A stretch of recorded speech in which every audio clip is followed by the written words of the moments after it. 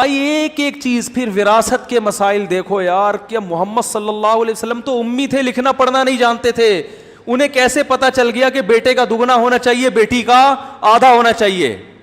اس لیے کہ بیٹے پہ خرچے زیادہ ہیں. عرب تو بیٹی کو ایک کوڑی نہیں دیتے تھے. ایک طرف غلو یہ تھا کہ بیٹی کا وراثت میں حصہ نہیں ہے, دوسری طرف انگریز نے بیٹی اور بیٹے میں کیا کر دیا؟ بولو بھائی, برابری. اور اپنے لحاظ سے بڑے فنٹر گیری کے, یار ہم نے عورت کو مرد کے برابر کر دیا. برابر نہیں کیا, مرد سے بہت پیچھے دھکیل دیا آپ نے. کیسے دھکیل دیا؟ بس یہ بیان کر کے میں اپنی بات ختم کرتا ہوں. دیکھو, ایک آدمی کا انتقال ہوتا ہے, وہ مر گیا, بیوہ بھی نہیں ہے کوئی, اس کا ایک بیٹا اور ایک بیٹی, اور وراثت چھوڑی اس نے کتنی؟ 3 لاکھ روپے. اسلام کہتا ہے 2 لاکھ بیٹے کو دو, 1 لاکھ بیٹی کو. بظاہر یہ بظاہر ظلم ہے کہ یار وہ بھی تو بیچاری اتنا ہی حصہ, یعنی وہ بھی تو اتنی ایسے ہی رشتہ تھا نا جتنا اس کا ہے. لیکن اسلام اس 2 لاکھ مرد کو دے کے اس پہ خرچے 4 لاکھ کے ڈال رہا ہے, ٹھیک ہے نا, اور بیٹی کو 1 لاکھ دے کے خرچہ اس پہ 1 روپے بھی نہیں ڈال رہا. اس لیے کہ بیٹی کی جب شادی ہوگی تو شادی کے موقع پہ مہر کا خرچہ کس کے ذمے ہوگا؟ اس لڑکی کے ذمے ہوگا, اس کے شوہر کے ذمے ہوگا. پھر شادی کے موقع پہ دعوت ہوتی ہے, بارات کا اسلام میں تصور نہیں ہے, وہ دعوت کو ولیمہ کہتے ہیں. وہ ولیمے کا خرچہ کس پر ہوگا؟ ارے بولو یار جلدی جلدی. پھر آپ لوگ بھول جاتے ہو, جب شادی ہونے کا ٹائم آتا ہے نا, بھول جاتے ہو آپ. پھر باراتوں میں جا رہے ہوتے, کھا رہے ہوتے, طبیعت سے پھوڑ پھاڑ کے آتے ہو, پھر بیان سن رہے ہوتے میرا بارات کے خلاف, اس کو پھوڑ پھاڑ کے آتے ہو طبیعت سے. تو وہ ولیمے کا خرچہ کس کے ذمے ہے؟ شوہر کے. پھر لڑکی رخصت ہو کے شوہر کے گھر جائے گی, گھر پرووائڈ کرنا کس کے ذمے ہے؟ شوہر کے. فقہا کہتے ہیں عورت 1 کروڑ روپے کی بھی مالک ہو نا, اربوں خربوں کی بھی مالک ہو, اور شوہر کے پاس دھیلا بھی نہیں ہے, پھر بھی اس کے سارے خرچے کس کے ذمے ہیں؟ شوہر کے. وَعَلَى الْمَوْلُودِ لَهُ رِزْقُهُنَّ وَكِسْوَتُهُنَّ بِالْمَعْرُوفِ, قرآن کے الفاظ ہیں کہ بچے کی ماں کا سارا خرچہ کس پر ہے؟ بچے کے باپ پر ہے, شوہر پر ہے, عورت کے. اور اس پر چاروں ائمہ کا اتفاق ہے. یعنی اسلام میں جتنے فرقے, جتنے مسلک ہیں نا, کوئی ایک بھی اس سے اختلاف نہیں کرتا, اس پہ سب متفق ہیں کہ عورت ارب پتی بھی ہوگی تو گھر پرووائڈ کرنا کس کی ذمہ داری ہے؟ شوہر کی. گھر میں جتنا سامان ہوگا ضرورات زندگی کا, وہ کون کرے گا؟ شوہر کرے گا. اس کے جو ابا سے 1 لاکھ ملے تھے وہ ایز اٹ از اس کی پاکٹ میں, بولو نا بھائی, موجود ہے. آگے ڈیلیوری, اس کا سارا خرچہ کس کے ذمے ہے؟ شوہر کے. بچے کا سارا خرچہ کس کے ذمے ہے؟ اس کی پڑھائی, اس کو کھلانا. فقہا بیان کرتے ہیں کہ لا یشارکہ فیہ احد, ابا کے ساتھ بچے کے نان نفقے میں کوئی بھی شریک نہیں ہے. یعنی ابا کے علاوہ کسی پہ بھی نہیں ہے یہ خرچہ, نہ بھائی پر, نہ ماں پر, نہ دادی, نہ دادا, نہ نانی, نہ نانا. ٹوٹل آپ کے 14 بچے ہوں, سارا خرچہ کس پر ہے؟ بولو نا بھائی, باپ کے اوپر ہے. تو وہ 1 لاکھ اس کے ابھی تک جیب میں پڑے ہوئے کہ نہیں پڑے ہوئے؟ پھر آگے کے درجنوں مسائل ہیں سارا.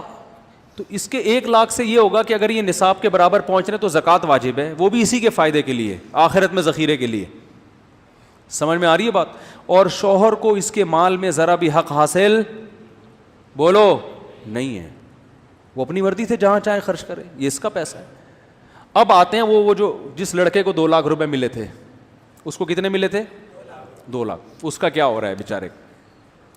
اس نے شادی کی ایسی خاتون سے جس کو اپنے ابا سے 1 لاکھ ملے تھے, ٹھیک ہے نا, اور اس کو اپنے ابا سے کتنے ملے ہیں؟ 2 لاکھ. وہ 1 لاکھ لے کے آئی. سب سے پہلے مہر کا خرچہ.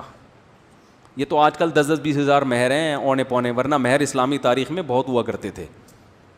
سب سے پہلا خرچہ کیا ہوگا؟ مہر کا. جہاں جن کنٹریز میں انگریزوں کا اثر نہیں رہا نا, یا ہندوؤں کا ساتھ اختلاط نہیں رہا, آج وہاں عورت کا مہر بہت زیادہ ہوتا ہے. ہندوستان میں مہر کم ہو گیا, پاکستان میں کم ہو گیا, لیکن آپ قبائلی علاقوں میں جاؤ نا جہاں گوروں نے حکومت نہیں کی, وہاں مہر ٹھیک ٹھاک ہے. افغانستان میں جاؤ, وہاں حکومت کی کوشش تو بہت کی ہے مگر حکومت کی نہیں, وہاں عورتوں کا مہر بہت زیادہ ہے. مرد کا بیڑا غرق ہو جاتا ہے بیچارے کا, دکانیں بک جاتی ہیں, پھر شادی ہوتی ہے, وہ مہر مانگتے ہیں. مہر کیا ہے؟ عورت کو تحفظ, کہ کل چھوڑ دیا تو فری میں دیکھو, فری کی چیز کو چھوڑنا 2 منٹ میں آسان, 8-8 10-10 لاکھ کم سے کم مہر ہے وہاں. اس کا فائدہ یہ ہوتا ہے کہ آپ نے اس وقت تو جان جوکھوں میں ڈال کے اپنی پراپرٹی بیچ کے شادی کر لی, اس کے بعد یہ نہیں ہوگا کہ آپ اگلے دن اس کو چھوڑ دیں, کیونکہ طلاق کی صورت میں مہر بہرحال واجب الادا ہو جاتا ہے. کیونکہ طلاق سے پہلے تو عورتیں اکثر مہر مانگتی نہیں ہیں کہ چلو میاں تم ہم بھی خرچ کر رہے ہو, مانگ لیں تو ان کا حق ہے, لیکن طلاق کے بعد تو فوراً ادائیگی. تو ایک تحفظ ہے نا اسلام نے دیا ہے عورت کو کہ بھئی طلاق کا اختیار تو تمہیں ہے, لیکن طلاق کو تمہارے لیے کیا بنا دیا ہم نے, مشکل. کیونکہ دوبارہ شادی میں پھر 18 لاکھ, پھر 20 لاکھ, پھر تو اور مشکل ہو جائے گی. کنوارے کی تو پھر بھی لوگ دلچسپی ہوتے ہیں, ایک دفعہ طلاق دے دی پھر تو ڈبل مہر مانگ رہے ہوتے ہیں. ابے تو نے اس کو دیے گا, ہماری بیٹی کو بھی کل دے سکتا ہے, 25 لاکھ لکھ دے تو. ٹھیک ہے نا, ایسا ہو رہا ہے معاشرے میں, اور یہ حق بنتا ہے لڑکی والوں کا. بھائی ہمیں کیا پتا, آپ ایک کو چھوڑ چکے ہیں, پتہ چلا کہ کل اس کو بھی چھوڑ دیں, تو کچھ چھوڑیں تو کچھ ہو تو صحیح اس کے پاس. تو اب وہ بیچارے جس کو 2 لاکھ روپے ملے تھے, وہ جب شادی کرے گا تو مہر میں ہی 2 ہو سکتے ہیں نکل جائیں اس کے. ٹھیک ہے نا, چلو نہیں نکلے, اس کے بعد نان نفقہ, پھر خرچہ, پھر بچوں کے اسکول کی فیسیں, بچوں کا سارا خرچہ. تو اسلام نے اس کو 2 دے کے لیے کس سے, لیے 2 کروڑ روپے اس سے, اور عورت کو 1 لاکھ دے کے اس پہ ذمہ داری کچھ بھی نہیں ڈالی سوائے زکوٰۃ اور قربانی کے. وہ بھی نصاب تک اگر مال پہنچ رہا, وہ بھی اس کا حق ہے کہ وہ عبادت کرنے کا تو اس کا بھی دل چاہتا ہے نا. تو کیسا اعتدال. اور پھر مرد پہ یہ ذمہ داریاں ڈال کے پھر عورت کو اتنا حکم دیا ہے کہ جب یہ مکھنچو اتنا تم پہ خرچ کر رہا ہے تو تھوڑا سا اس کی اطاعت کر لو, تم غلامی نہیں کرو, اطاعت کرو. اطاعت الگ چیز ہے, غلامی الگ چیز ہے. فرما بردار بن جاؤ اس کا. اس سے کیا فائدہ ہوتا ہے, دونوں کا رشتہ مضبوط ہوتا ہے. کیونکہ اگر مرد پہ اتنی ذمہ داریاں ڈال کے عورت کو کہے کہ تم نے ماننی نہیں ہے, تو کہے گا میں کو پاگل ہوں, صحیح ہے نا, میں گدھا بن کے سب کچھ کر رہا ہوں میں, اور چلے گی میری نہیں. تو اس سے رشتے کیا ہوں گے, ٹوٹیں گے. یہی وجہ ہے کہ انگریزوں کے ہاں شادیاں کامیاب بہت کم ہوتی ہیں. اب ہندوؤں کے بھی شادیاں ناکام ہونا شروع ہو گئی ہیں, کیونکہ کلچر ختم, چینج ہو رہا ہے. سب سے کم ڈیورس اور طلاق کا ریشو کس میں ہے, مسلمانوں میں. حالانکہ اسلام میں طلاق صرف زبان سے ادا ہو جاتی ہے, کتنی آسان ہے, پھر بھی ریشو بہت کم ہے. کچھ کوالٹیز ہیں اسلام کی جس کی وجہ سے نہیں ہو رہی. تو یہ بیلنس ہے یا نہیں ہے. اب گوروں نے کیا کیا, گوروں نے کہا نہیں جی ملے گی تو دونوں کو برابر ملے گی. وہ اسلام پہ بڑے اعتراضات کیے انہوں نے, ان کے جو اسکالرز گزرے ہیں کہ اسلام نے عورت کو پیچھے رکھا ہے, آدھی وراثت دی ہے, ظلم کیا عورت کے ساتھ. لیکن کیا ہو رہا ہے کہ بس میں میاں بیوی جا رہے ہیں تو کم بخت مکھنچو اپنی بیوی کا کرایہ دینے کے لیے بھی تیار. انگریزوں کو مکھنچو کا مطلب نہیں پتا, وہ سمجھیں گے مفتی صاحب ہماری تعریف کر رہے ہیں. کیونکہ امریکہ میں, یورپ میں بھی بیان سنا جاتا ہے, تو میرے دوست وہاں کہتے ہیں یار مفتی صاحب بعض دفعہ ہم گوروں کو سنا رہے ہوتے ہیں, وہ بولتے ہیں ہماری برائیاں, تو آپ پلیز ایسی نیگیٹیوٹی معاشرے میں نہ پھیلائیں. بعض دفعہ مجھے اس ملک میں سفر بھی کرنا پڑتا ہے, تو یہ سب چیزیں ہوتی ہیں نا, تو اچھی تو ان کو کیا پتا مکھنچو کسے کہتے ہیں, ان کے یہاں ہوتے ہی نہیں ہے. ٹھیک ہے, وہ یعنی ان کے یہاں ان کے حساب سے نہیں ہوتے, ہمارے حساب سے تو ہو سکتے ہیں, ان کے حساب. تو وہاں کیا ہو رہا ہے کہ آپ نے پورا حق دے دیا, لیکن بس میں سفر ہو رہا ہے تو کرایہ بیگم اب چائے بھی اپنے خرچے پہ پی رہی ہے یار گھر میں. تو بیگم اور میاں کا رشتہ بھی ختم, اس لیے کہ عورت کہتی ہے کم بخت جب میں نے بھی بچوں کو آدھا کھلانا ہے, آدھا تو نے کھلانا ہے, اور خرچہ بھی میرا, تو ایک دھیلا اٹھانے کے لیے تیار نہیں ہے, تو میں تیری کیوں مانوں ہے بھائی, میں تیری بات کیوں, میں اپنی آزاد زندگی گزاروں گی. اور میاں کہتا ہے جب تو آزاد ہے تو میں بھی آزاد ہوں. پھر ڈاکیومنٹس میں تو وہ میاں بیوی ہوتے ہیں, لیکن ایسے نہیں ہوتے جیسے ہماری مائیں اور ہمارے باپوں نے زندگی گزاری ہے.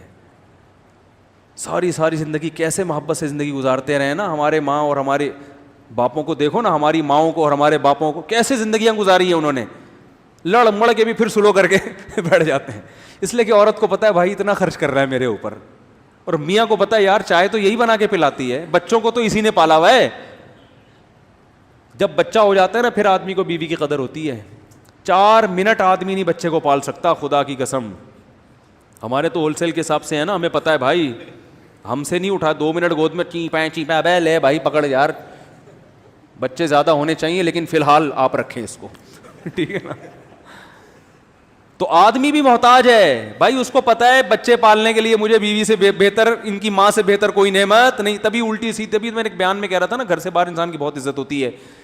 4 ہوں گی بیویاں تو گھر میں بہت زیادہ ذلیل ہوگے معذرت کے ساتھ, ایک ہوگی تو تھوڑا کم ذلیل ہوگے, کوالٹی کا فرق ہے.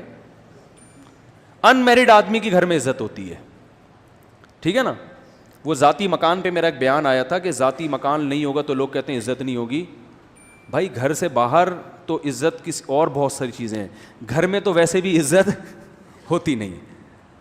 ایک ہوگی تو کم بے عزتی ہوگی, چار ہوں گی تو بہت زیادہ بے عزتی. کوالٹی میں اس کی کوالٹی اچھی ہوگی بے عزتی کی. بے عزتی اور ذلت کی جو کوالٹی ہے وہ چار کی صورت میں 4 گنا زیادہ اچھی ہو جائے گی. تو لیکن سب کچھ انسان برداشت کیوں کرتا ہے؟ بیوی کی الٹی سیدھی کڑوی کسیلی ناشکری باتیں سب. او بھائی اس کو پتہ ہے یار یہ بچوں کو پالنا میرا کام نہیں ہے, یہ یہی پال سکتی ہے. ماں تو جیسی تیسی ہو بھائی, اپنے بچے کے لیے تو وہی جنت ہے. بچے کو بھی اس کی گود میں جو سکون ملتا ہے آپ کی گود میں نہیں ملتا. وہ تھوڑی دیر تک ابا ابا کرتا ہے, اس کے بعد اس کو وہ کہہ رہے یار وہ خوشبو آ ہی نہیں رہی ہے اس کی بغلوں میں سے, ٹھیک ہے نا. جو ماں کی بدبو اس کو کسی دوسرے کی خوشبو سے اچھی لگتی. تو نہیں پال سکتے بھائی, یہ مرد کا کام ہی نہیں ہے. مرد کھلائے گا, خرچہ بیگم کو کہے گا بیگم کیا چاہیے, تو بچے کو بھوک لگ رہی ہے تو میں باہر سے کچھ روٹی لا کے دے دیتا ہوں, دودھ لا کے دے دیتا ہوں, یہ کر لوں گا. پالنا تم نہیں ہے. تو اللہ نے ایک رشتہ بنا دیا نا. اب جب آپ ایک دوسرے پہ ڈپینڈ ہی نہیں ہے تو رشتہ کہاں گیا؟ صحیح ہے نا. اس کو کیا ہے, کاغذ میں ہے یہ میری وائف, بس شادی بیاہ میں ملوا دو یہ میری بیگم ہے, یہ وہ میرا ایک مکھنچو سا میاں پالا ہوا ہے میں نے, کم بخت ایک انڈا بھی مجھے اپنے پیسوں سے نہیں کھلاتا. تبھی طلاقیں بہت ہیں اور پھر پتہ نہیں کیا کیا ہے. وہاں سے میرے پاس کالز آتی ہیں کہ میں وہ یونین کاؤنسل میں ہوں, میں کاؤنسلنگ کرتا ہوں. وہ بیچارہ سارا دن بیٹھ کے کاؤنسلنگ ہی کرتا رہتا ہے, بیٹھے میاں بیوی کو کس طرح سے جوڑنا ہے. تو بس کاغذی رشتہ ہے, کاغذی رشتہ ہے. تو ہر چیز میں میرے بھائی اسلام نے بیلنس کیا ہے. تو بات میں جلدی سے بس ختم کروں کہ آپ کے پاس اگر آپ اسلام کو فالو نہیں کرتے تو سرے سے راستہ ہے ہی نہیں. ساری زندگی ٹکرے مارتے رہو گے, کیا صحیح کیا غلط کرنا کیا. یہ میرا بیان کئی ہفتوں سے چل رہا ہے لیکن اسٹائل تھوڑا سا ہر دفعہ چینج, کہ یہی تو سمجھانا ہے. تو اب میں مختلف الفاظوں سے مختلف مثالوں سے کھوپڑی میں اتارنے کی کوشش کرتا ہوں. چلو اس طرح سے نہیں تو اس طرح. تو بعض لوگ کہتے ہیں یار ٹاپک چینج ہی نہیں کرتے مفتی صاحب. اور بھائی ایک ہی بات سمجھ میں آ جائے تو میرا خیال ہے پھر یہی ٹاپک کافی ہے. لیکن کوشش کریں گے اگلے ہفتے سورہ قلم کی اگلی آیات پہ چلے جائیں.